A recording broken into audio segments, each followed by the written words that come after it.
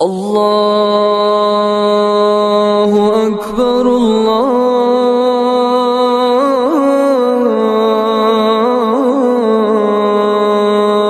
اکبر۔ السلام علیکم ورحمۃ اللہ وبرکاتہ۔ رفیقان ملت اسلامیہ، میرے عزیز بھائیوں، صداقت اور سچائی بہت پاکیزہ صفت اور بڑی عظیم خصلت ہے۔ اسلام میں راست گوئی اور سچ بولنے کی بہت زیادہ فضیلت ہے۔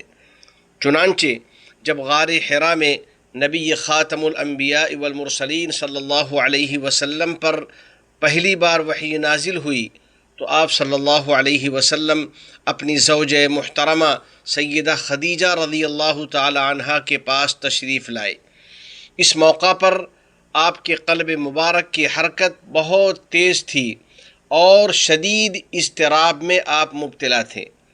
آپ صلی اللہ علیہ وسلم نے ام المؤمنین سیدہ خدیجہ رضی اللہ تعالی عنہا سے فرمایا کہ مجھے اپنی جان پر خوف محسوس ہو رہا ہے، تو انہوں نے آپ صلی اللہ علیہ وسلم کی ہمت بڑھائی اور آپ کو اطمینان دلاتے ہوئے عرض کیا، آپ بالکل مطمئن رہیں، بخدا اللہ تعالیٰ آپ کو ہرگز ناکام اور رسوا نہیں کرے گا۔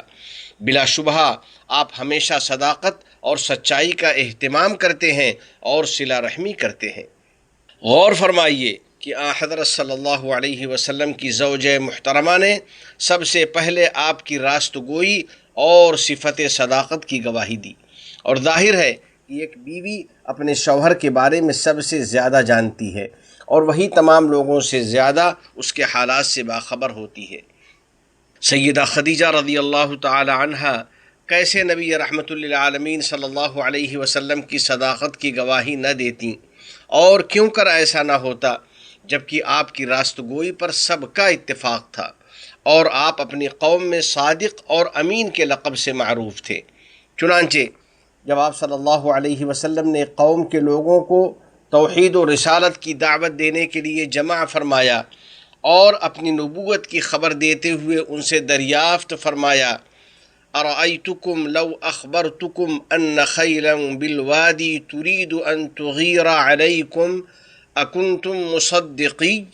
قالوا نعم ما جربنا علیک الا صدقا۔ تم لوگوں کا کیا خیال ہے اگر میں تمہیں یہ خبر دوں کہ اس پہاڑی کے پیچھے وادی میں گھوڑ سواروں کا ایک لشکر ہے جو تم پر حملہ کرنا چاہتا ہے، تو کیا تم لوگ میری اس خبر کو سچ مان لو گے؟ تو سب نے ایک زبان ہو کر کہا، جی ہاں، ہم نے آپ کی طرف سے ہمیشہ سچ ہی کا تجربہ کیا ہے، یعنی ہم نے آپ کو ہمیشہ سچا ہی پایا ہے۔ سچائی کی اہمیت کا اسے اندازہ لگائیے کہ روم کے بادشاہ ہرقل نے نبی کریم صلی اللہ علیہ وسلم کی صداقت کے ذریعے ہی آپ کی رسالت کی حقانیت پر استدلال کیا تھا۔ چنانچہ اس نے آپ صلی اللہ علیہ وسلم کے بارے میں معلومات حاصل کرتے ہوئے ابو سفیان سے دریافت کیا کہ کیا دعوی نبوت سے قبل وہ کذب بیانی کرتے تھے جس کی بنا پر تم لوگ ان پر جھوٹ کی تہمت لگاتے تھے؟ تو ابو سفیان نے جواب دیا، نہیں۔ یہ سن کر ہرقل نے کہا، میں اچھی طرح سمجھ گیا، ایسا نہیں ہو سکتا کہ وہ لوگوں کے سامنے تو جھوٹ بولنے سے پرہیز کریں اور اللہ تعالیٰ پر جھوٹ باندھیں، یعنی جب وہ لوگوں کے سامنے دروغ گوئی سے بچ رہے ہیں تو اللہ کے بارے میں کیسے جھوٹ بول سکتے ہیں؟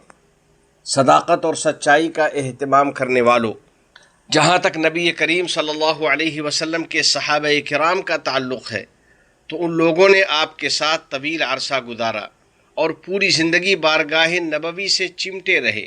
وہ تمام حضرات آپ کی رسالت پر یقین رکھتے تھے اور آپ کے پیغام اور خبروں کو دل سے سچ اور حق مانتے تھے۔ چنانچہ جب حضرت ابو بکر صدیق رضی اللہ تعالیٰ عنہ کے پاس نبی کریم صلی اللہ علیہ وسلم کے اسراء اور معراج کی خبر پہنچی تو انہوں نے فوراً اس کی تصدیق کر دی اور فرمایا کہ اگر آپ صلی اللہ علیہ وسلم نے یہ بات بیان فرمائی ہے تو یقیناً سچ اور حق فرمائی ہے۔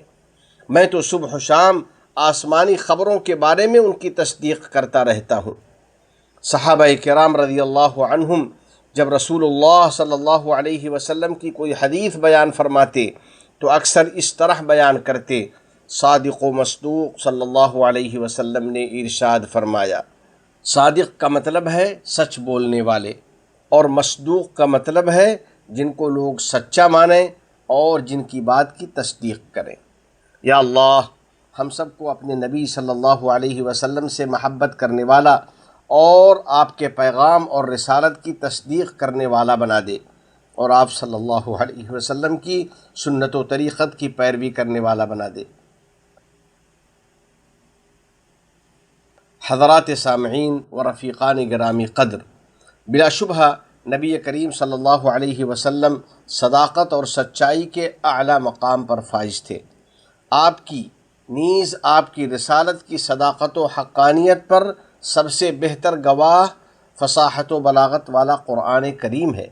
چنانچہ باری تعالیٰ کا ارشاد ہے، اولم یکفہم انا انزلنا علیک الکتاب یتلی علیہم ان فی ذلک لرحمۃ وذکری لقوم یؤمنون۔ کیا ان لوگوں کے لیے یہ بات کافی نہیں کہ ہم نے آپ پر یہ کتاب نازل فرمائی ہے جو ان کو سنائی جاتی رہتی ہے؟ بلا شبہ اس کتاب میں مومنین کے لیے بڑی رحمت اور نصیحت ہے۔ یعنی قرآن مجید نبی اکرم صلی اللہ علیہ وسلم کی ذات بابرکات کی صداقت پر اور آپ کے لائے ہوئے پیغام کی حقانیت پر کافی اور شافی دلیل ہے۔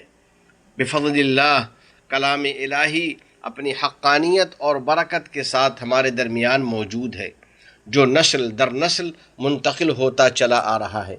جس بابرکت کتاب کو حفظ کرنے اور تجوید و ترتیل کے ساتھ اس کی تلاوت کرنے میں نوجوان، بچے، مرد اور خواتین ایک دوسرے پر سبقت کرنے میں لگے ہوئے ہیں، اور اس مقصد کے لیے مقامی اور بین الاقوامی قرآنی مسابقات منعقد ہوتے رہتے ہیں۔ چنانچہ فاطمہ بنت مبارک انٹرنیشنل قرآنی مسابقہ بھی اسی سلسلے کی ایک کڑی ہے۔ یہ مسابقہ اسی ماہ نومبر کی 20 سے 27 تاریخ تک منعقد کیا جا رہا ہے، جس میں 40 ممالک سے آنے والی خواتین حصہ لے رہی ہیں۔ آئیے بارگاہ رب العزت میں دعا کریں کہ الہ العالمین اس مسابقہ کے منتظمین کی کوششوں میں خیر و برکت عطا فرما، قرآن کریم کے حفظ و تلاوت میں نیز اس کے سمجھنے اور اس پہ عمل کرنے میں ہماری آل و اولاد کی مدد فرما، ان کو خیر و نیکی کی توفیق عطا فرما، کرونا وغیرہ سے ہم سب کی حفاظت فرما دے، ہمارے معاشرے اور ہمارے ملک نیز پوری دنیا سے اس وبا کا خاتمہ فرما دے، تمام گناہوں اور ہر قسم کی خرافات سے ہماری حفاظت فرما، ہماری اولاد کو ہماری آنکھوں کی ٹھنڈک بنا، ہم پر باران رحمت نازل فرما، ہمارے والدین، عزیز و اقارب اور پوری امت مسلمہ کی مغفرت فرما۔ وفقنی اللہ وإیاکم لصالح الاعمال، وصلی اللہ علی سیدنا ونبینا وحبیبنا محمد وعلی آلہ وصحبہ اجمعین وعلی من تبعہم بإحسان إلی یوم الدین۔ السلام علیکم ورحمۃ اللہ وبرکاتہ۔